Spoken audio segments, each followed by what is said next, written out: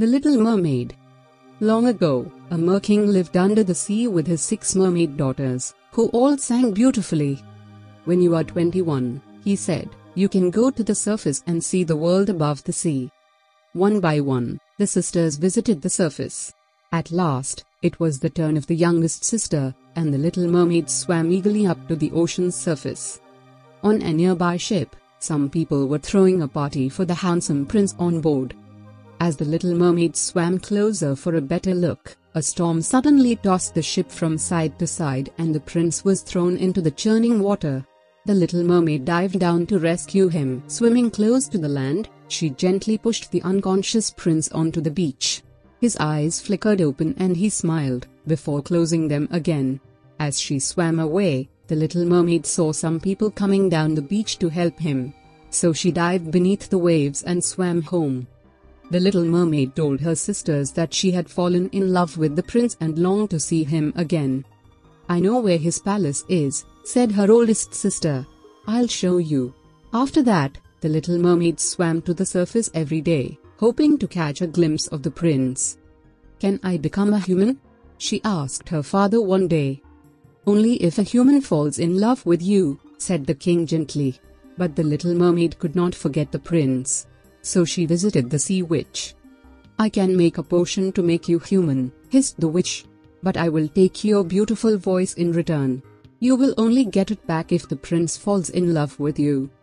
The Little Mermaid loved the prince so much that she agreed. She swam to the prince's palace and drank the potion. She fell into a deep sleep. When she woke up, she was lying on the beach dressed in beautiful clothes. Where her shiny tail had been, she now had a pair of pale human legs. The Little Mermaid tried to stand, but her new legs wobbled and she stumbled. As she fell, 2 strong arms reached out and caught her. The Little Mermaid looked up. It was the prince. She tried to speak, but her voice had gone, and she could only smile at her handsome rescuer. The silent, beautiful stranger fascinated the prince. He grew very fond of her and they spent their afternoons together. One day, the prince told the Little Mermaid that he was getting married to a princess. "My parents want me to do this," he sighed sadly. "But I love another girl. I don't know who she is, but she once rescued me from the sea." The Little Mermaid was devastated, but without a voice. How could she tell the prince that she was that girl? Just before the wedding, the prince walked with the Little Mermaid along the beach. "Once I'm married, I won't be able to spend much time with you," he sighed. The Little Mermaid nodded sadly. Suddenly, a huge wave crashed over the prince and the Little Mermaid, washing them out to sea. Without thinking, the Little Mermaid dived beneath the churning waves and grabbed the prince, taking him back to the shore. "You're the girl who saved me before," he cried.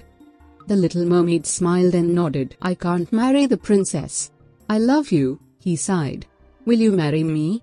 And as he kissed her, something magical happened. She could feel her voice returning. "Yes!"